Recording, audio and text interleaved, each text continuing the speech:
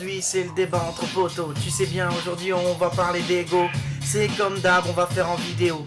Eh, on est toujours les numéros uno. On est peut-être pas d'accord, mais on est les plus forts. Tu sais ce qui se passe, on est peut-être pas en accord, mais qu'est-ce que tu veux? C'est les débats entre potos.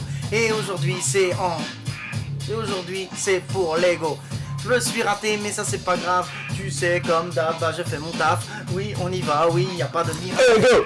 Ego, ego, ego, ego, ego, ego, ego, ego, ego. Débat entre potos. Débat entre potos.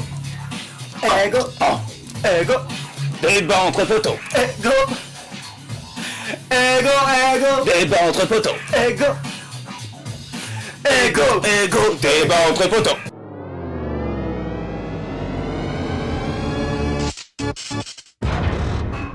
« 20 septembre 2015, nouveau débat. Ça faisait longtemps qu'on n'avait pas fait. Le dernier c'était sur Superman. Et depuis, j'ai pris un peu de poids. Donc si ça se voit à l'image, ne me jugez pas.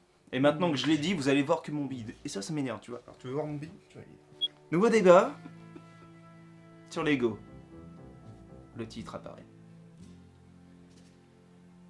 Bonsoir William. Bonsoir Kevin. Cette présentation est tellement spontanée, j'adore.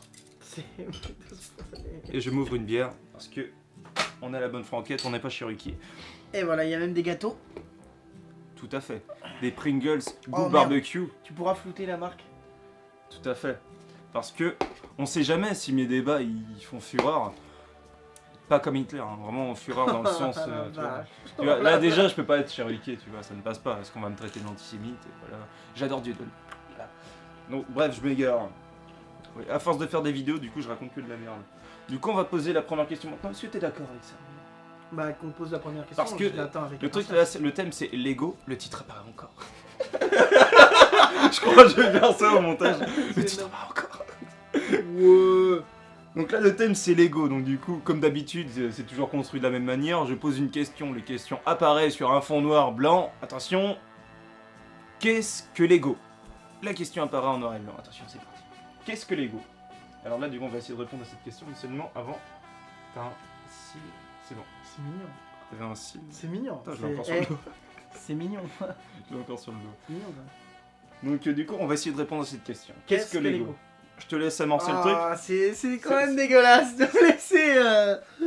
Bah si, mon j'écoute petit et après je te dis Kevin, mon point de vue. Alors, qu'est-ce que l'ego? Je dirais c'est une façon de dire j'existe.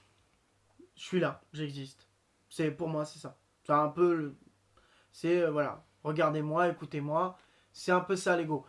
En résumé. Enfin, je sais pas, c'est j'existe, je suis là. Il y a une foule en gros et l'ego c'est finalement de dire bah c'est pas une question, non, après il y a une foule, c'est de finalement de mettre une estrade et dire regardez-moi, je suis là, j'existe.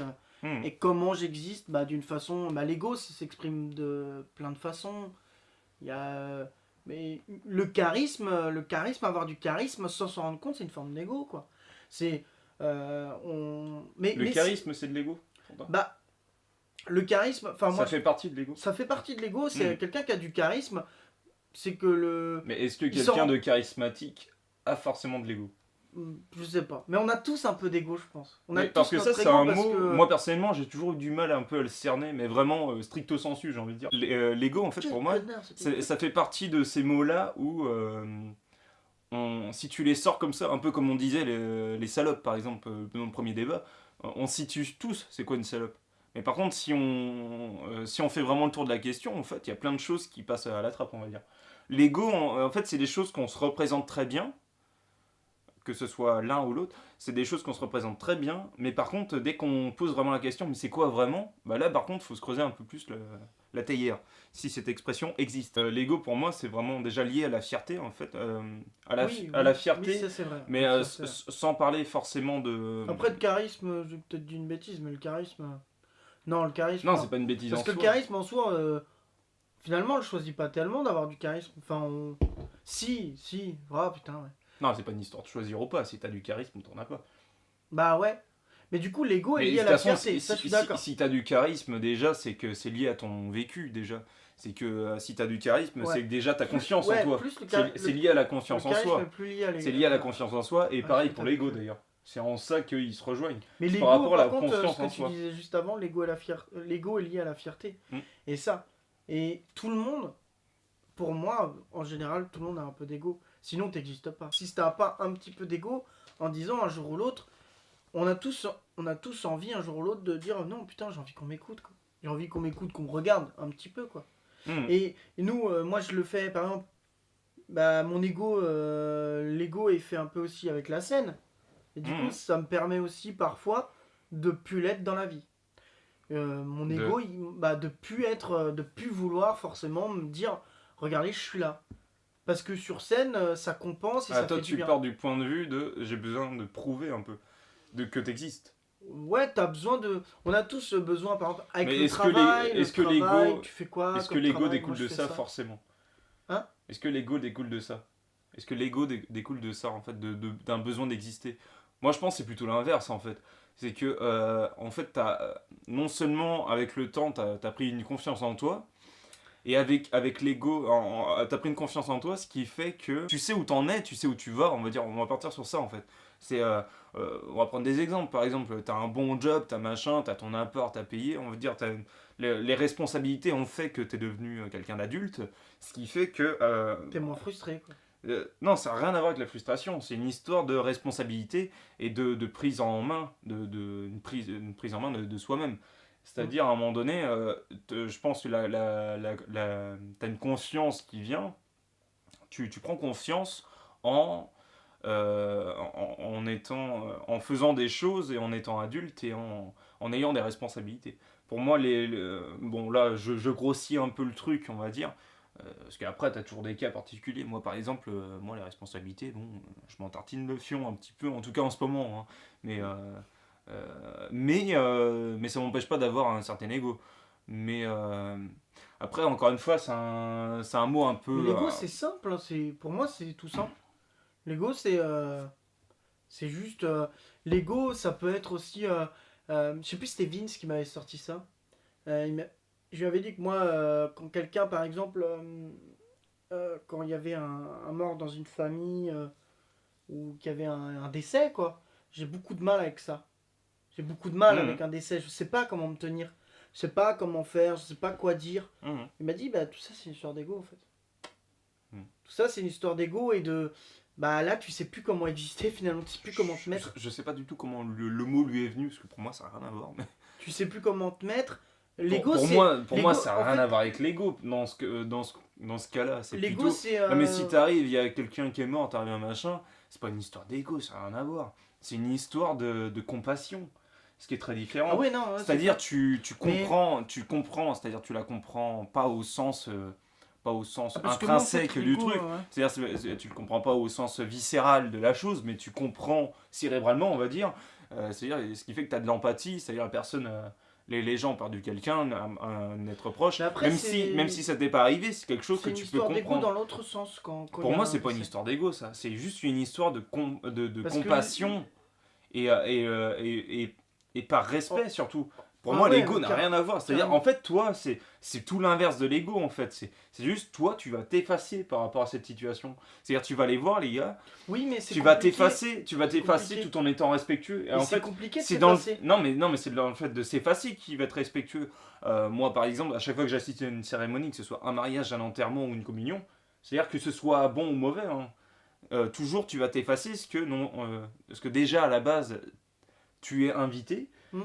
Tu vas, en plus c'est un truc familial, ce qui fait que moi personnellement, bon même toi on est des gros cons, mais le truc c'est qu'on aime bien faire les débilos, tu vois, et le truc c'est que moi je vais arrêter de faire le débilos, ce qui est très difficile dans mon cas le week-end, mais tu vas arrêter de faire le gros débile, pourquoi? Parce que c'est une histoire de famille, et puis c'est un moment important de leur vie, quoi, que ce soit la communion, le mariage ou l'enterrement. Bon. Enfin, moi j'ai pris ça comme... en disant... ça n'a rien à voir, c'est du respect, de la compassion. En disant que l'ego était toujours derrière... En fait, et de la compréhension. J'ai compris, en fait, quand il m'a dit ça, moi je me suis dit, sur le coup, en fait, je te dis comment je l'ai pris. C'est juste, bon, voilà.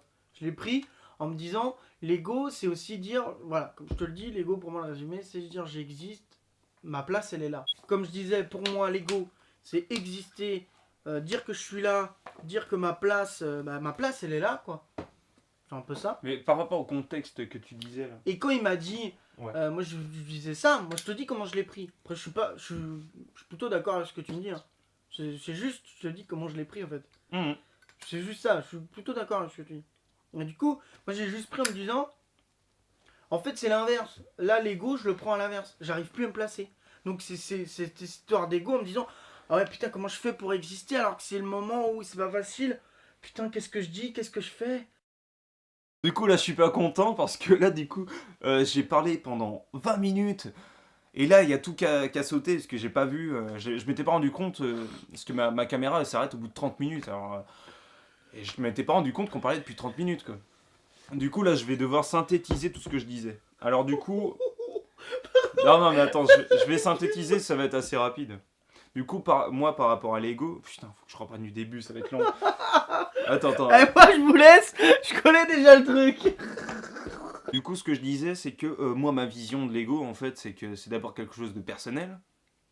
C'est quelque chose où, sans forcément avoir une fierté, un peu comme moi, enfin, pas quelque chose de très prononcé en tout cas, sans être forcément une confiance en soi, c'est un mot un peu bancal, j'ai envie de dire. Bah, en tout cas pour moi, c'est un mot un peu bancal, mais c'est avant tout quelque chose de, en tout cas de mon point de vue, quelque chose d'indispensable, d'une certaine manière. Et surtout, c'est une manière d'être non seulement un non-Mister Nobody, mais en plus une manière d'être quelqu'un, de se sentir quelqu'un et d'avoir confiance en ce qu'on dit, ce qu'on fait, où on va et ce qu'on a fait. Et c'est-à-dire même en tirer une fierté dans l'absolu et une fierté positive. Et ce que je disais, c'est qu'un mec comme Jim Carrey, lui, il n'est pas de cet avis-là. Pour lui, l'ego, c'est quelque chose qu'on devrait plutôt foutre par terre, foutre à la poubelle et ne plus s'en servir. Pourquoi? Parce que pour lui, ça fout des barrières entre les hommes. Et nous, pour lui, on n'a pas besoin de ça. Parce que c'est justement ça qui fait qu'on ne se comprend pas. On est toujours sur la défensive quand on écoute quelqu'un, quand on voit quelqu'un, quand on marche dans la rue et tout ça. Et du coup, c'est un point de vue très intéressant que Jim Carrey. Le point de vue de Jim Carrey. Et pour moi, moi, personnellement, je suis pas de cet avis-là de Jim Carrey. Euh, Parce que je suis d'accord avec lui, mais pas dans le monde où je vis, en fait. C'est-à-dire, je pourrais pas vraiment adhérer totalement à sa vision à lui. Pourquoi? Parce que c'est pas qu'un choix personnel. L'ego, c'est surtout un rapport qu'on a avec les autres. Et c'est justement là la question. La question, elle est là. C'est que si tu vis dans une communauté paisible, respectueuse et tout ça, un peu comme la religion sait très bien l'imposer, l'imposer c'est un mot un peu violent, mais c'est ça, là c'est possible. D'ailleurs, Jim Carrey, c'est un mec, lui, qui est pas seulement un acteur, là du coup je rappelle ce que j'ai dit tout à l'heure, mais c'est pas seulement un acteur, mais c'est un mec qui participe à du bénévolat, voilà, et c'est un mec euh, très présent pour tout ce qui est question de protestantisme, de religion et tout ça. C'est-à-dire, lui, il est vraiment, c'est un humain et un humaniste, et il est vraiment dans cette approche, dans une approche très humaine, en fait, des gens. Et je crois, il hérite ça de ses parents. Et du coup, j'aime bien cette vision-là. Seulement, ça marche justement dans une communauté, paisible et tout ça, respectueuse. Là, ça fonctionne. Le truc, c'est que moi personnellement, moi, je peux pas adhérer à ce truc-là. Pourquoi? Parce que le truc, c'est si tu marches dans la rue, tu vas en boîte, tout ça. Le truc, c'est que une sorte de tu peux trouver une violence en fait dans le regard des gens, tout ça, parce que pourquoi? Parce que tout le monde en fait est un peu sur la défensive. Tout le monde est un peu sur la défensive, tout le monde est voilà, tout le monde est méfiant surtout, tout le monde est méfiant. C'est la méfiance pour moi c'est une forme de violence quelque part. Pourquoi? Parce que tout le monde se fout une barrière devant les yeux et c'est exactement ce que Jim Carrey a dit. Mais le truc c'est que faudrait que tout le monde ait la même philosophie en même temps et là ça fonctionnerait. Ce qui n'est pas le cas. Mais dans un monde, je ne vais pas dire dans un monde parfait, dans un monde idyllique, mais en tout cas, ça pourrait, ça pourrait fonctionner si tout le monde adhérait à sa philosophie à lui, ce qui n'est pas le cas. Actuellement, c'est très difficile, et c'est peut-être justement là qu'il a raison. C'est peut-être justement parce que maintenant c'est difficile que faudrait se remuer le cul et trouver une solution pour qu'on revienne à cet état de communauté, en fait, de communion, voilà, de respect mutuel et de tout ça. Désolé si j'explique mal, mais là du coup je dois tout répéter, tout synthétiser, c'est un peu chiant. Mais du coup, il y a ça. Du coup, là où je voulais en venir, c'est que pour moi, l'ego, c'est pas seulement quelque chose de personnel, c'est aussi une sorte de réponse en fait. Si quelqu'un te lance un regard de travers, l'ego va prendre le dessus et tu vas répondre à ce regard violent, on va dire, c'est à la violence que l'autre te dégage. Qu'elle soit justifiée par la peur, par la crainte, la haine ou autre chose. C'est une sorte de réponse en fait. Pour moi, l'ego est utile dans ce sens-là. Les débats entre copains.